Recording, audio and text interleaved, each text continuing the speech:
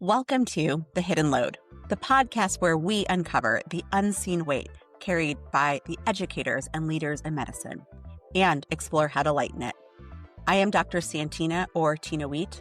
I am a family physician, an educator, a leader, and a coach.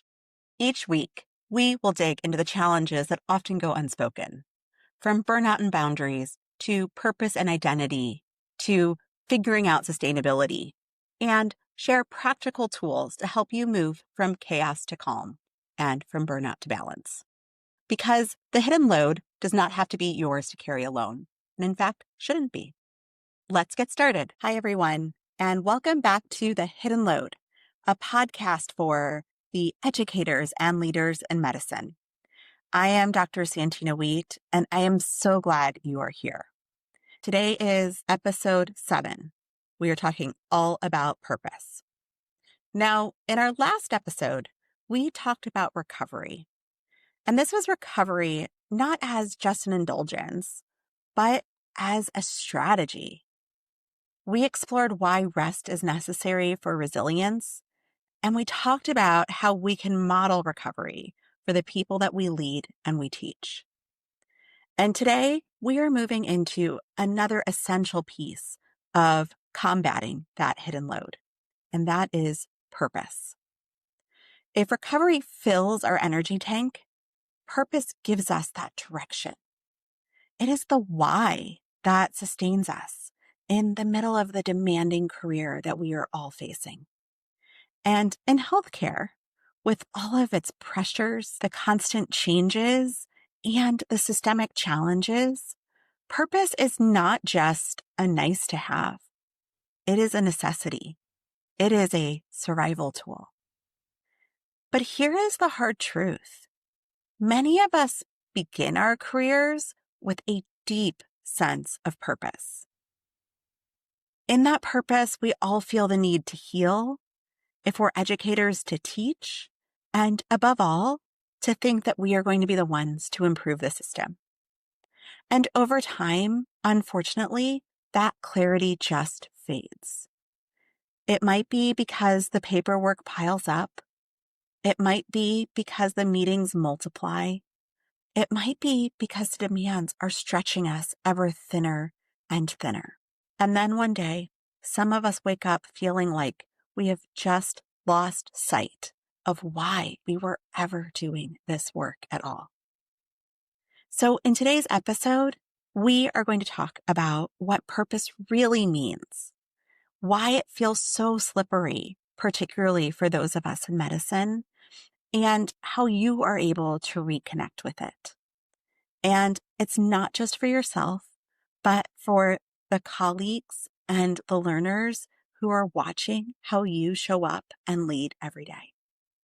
And then, of course, at the end, I will give you a preview of our next episode, where we will talk all about advocacy, how to take your renewed sense of purpose and use it to create change in the systems that we work in. So let's start by defining what our purpose is. Purpose is the why behind the what. It's not the to-do list. It's not the inbox. It's not even the job title. Purpose is the deeper reason that gives those things meaning. For some of us, it might be caring for patients in their most vulnerable moments. For others, it might be mentoring the next generation of physicians, nurses, or educators. For some, it's all about leading our teams or improving systems so that care is more humane and effective. For some of us, it is getting to be part of the most joyful part of people's lives. And here is the key. Purpose does not have to be grand, and it does not have to be dramatic. It does not need to be a polished mission statement, though having one can help.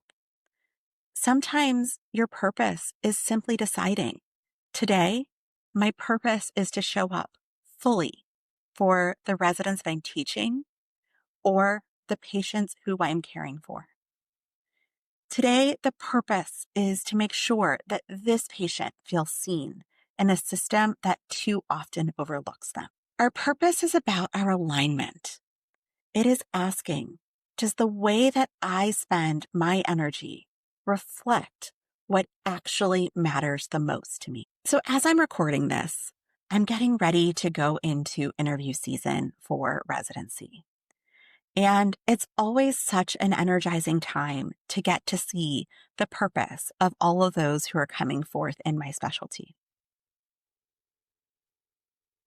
And it always makes me sad to think that sometimes that purpose slips away. And so why does it slip away, especially in healthcare? Well, one reason is the systemic complexity. We work in organizations designed for efficiency, billing, and outcomes, not for meaning, not for those relationships that many of us care about. And when you spend most of your days documenting or checking boxes or on the phone chasing those approvals, well, it's really easy to lose sight of that important why that you started with. Another reason why purpose can get lost is the overload. When you are running on empty, survival becomes the goal. And survival mode does not leave any room for reflection on the deeper purpose. It doesn't leave any room for appreciation. And then there's also the identity shifts. Many of us enter medicine with a strong sense of who we are. It might be, I'm the physician, or I'm the educator, or I'm the nurse. But as our careers evolve, we take on new roles. That might be committee member, or administrator, leader, and then some of the roles we take on at home too, such as parent. And sometimes that old purpose, well, it just doesn't quite fit anymore. The danger here is that when our purpose gets buried under everything, when it's no longer in the forefront of our mind, burnout can be right around the corner. Because without purpose, the work just feels like an endless treadmill. It's exhausting, it's repetitive, and it feels like it's going nowhere. So let me share a moment from my own journey. There was a season where on paper, it looked like I was thriving. I had clinical responsibilities where I was able to really connect with my patients, and I had expanded my scope and was able to really do all of the things that I wanted to do. I had leadership roles where I was able to really look out for my community. I had teaching commitments, and my calendar was packed. But at night, I would sit in my office and look at my to-do list, and I would wonder what had happened. I would wonder why none of it felt like I was connected to the reason why I went into medicine. And it made me wonder if I should stay in medicine. Now, I wasn't failing. I wasn't underperforming, but I wasn't enjoying it. And I had drifted from my purpose. And because of that, I felt disoriented. I felt exhausted. I was cranky and not nice to my family. And honestly, I often felt resentful. The turning point came when I really stopped and I asked myself, what actually matters to me in this season? Not what mattered to me 10 years ago, not what matters for me in some perfect future, but what matters to me right now? That question was a really hard question, but that question changed everything. It did not take away the demands, but it did help me realign how I approach them. And when I found ways to reconnect my daily work to that deeper why, even in the smallest ways, I felt more grounded. I felt more alive. I felt more resilient. And I felt better able to make a decision on if I was doing what mattered.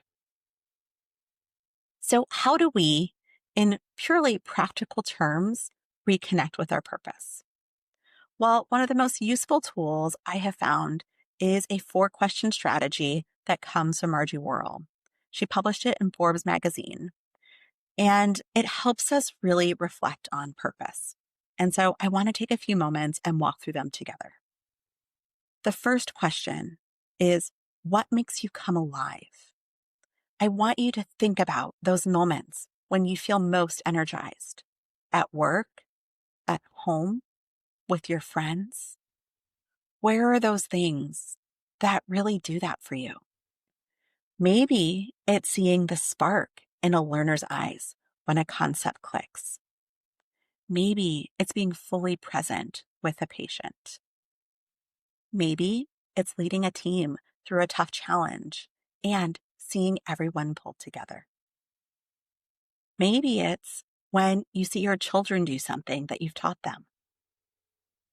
All of those moments are clues.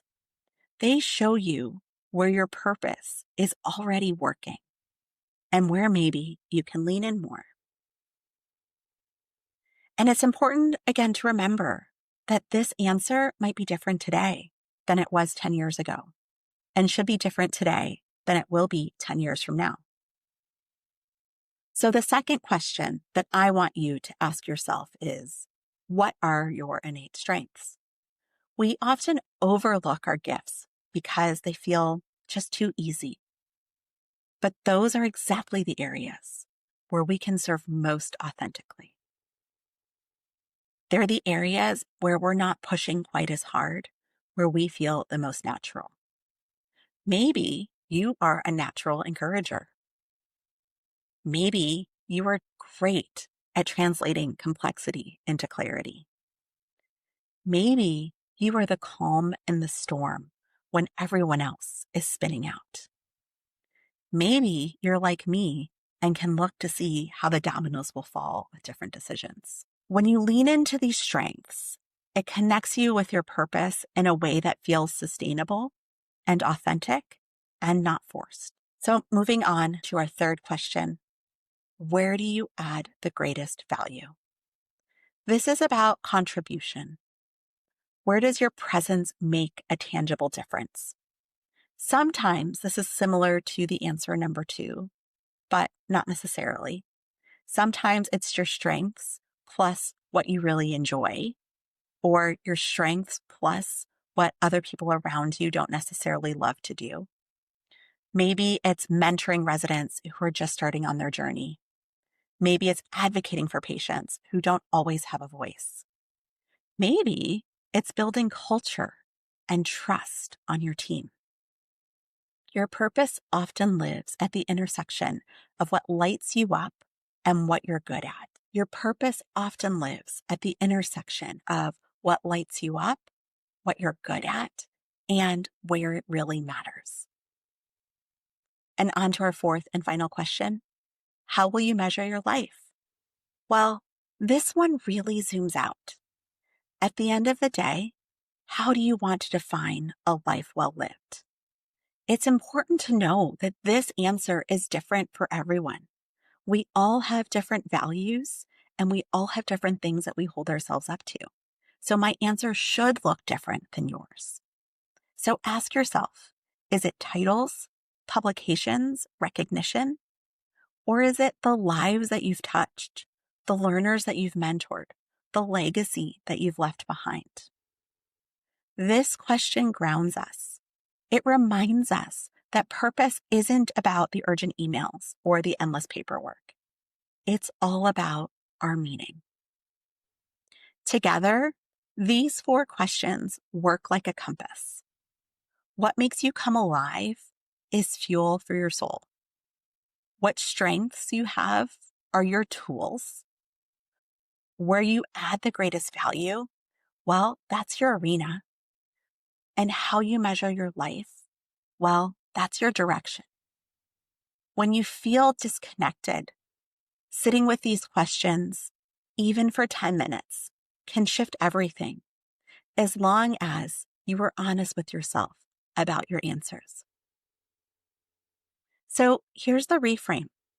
Purpose isn't something you find once and keep forever. It's something you return to again and again.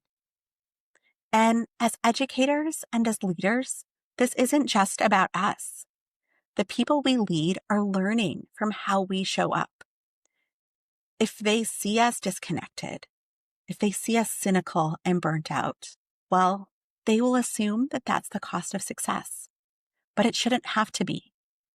Because if they see us living with purpose and aligning our energy with what matters, even in the smallest of ways, well, we give them permission to do the same. That's how we break the cycle of burnout for the next generation. When I sit down with my learners or I sit down with my team and I'm asking them where they want to go next, I lean into the purpose because the next step shouldn't be about what will look the best on my CV. It should be about what will lead me in the right direction to leaving the legacy that I want to leave. And sure, maybe it'll be the thing that looks good on your CV, but that can't be the only reason behind it. So here is my invitation to you. Take 5 minutes this week to sit down with these 4 questions. Write them down. Talk them through with a trusted friend or colleague or family member, or use them to guide your reflection on a long day. Ask yourself, what makes me come alive? What are my innate strengths? Where do I add the greatest value? And how will I measure my life? Because purpose is not lost. It's there, waiting to be rediscovered. And remember, your answers now should look different than they did 10 years ago, and should look different than they will 10 years from now. This is a question you can always bring yourself back to when you are not sure what the next steps are. Thank you so much for spending this time with me today on The Hidden Load. In our next episode, we are going to build on this conversation and talk all about advocacy. Once we've tapped into recovery and reconnected with our purpose, the next natural step is asking, how do I use this clarity to push for change in the system? How do I make healthcare better, not just for me, but for those coming after me? I can't wait to explore that with you. And until then, remember, you don't have to wait for purpose to find you. You can choose to reconnect with it, one small step at a time. Thanks for joining me on The Hidden Load. Tag me on Instagram at Dr. Tina Wheat or email me at santina@santinawheat.com with your takeaways and ideas. Don't forget to subscribe. And until next time, let's lighten your hidden load.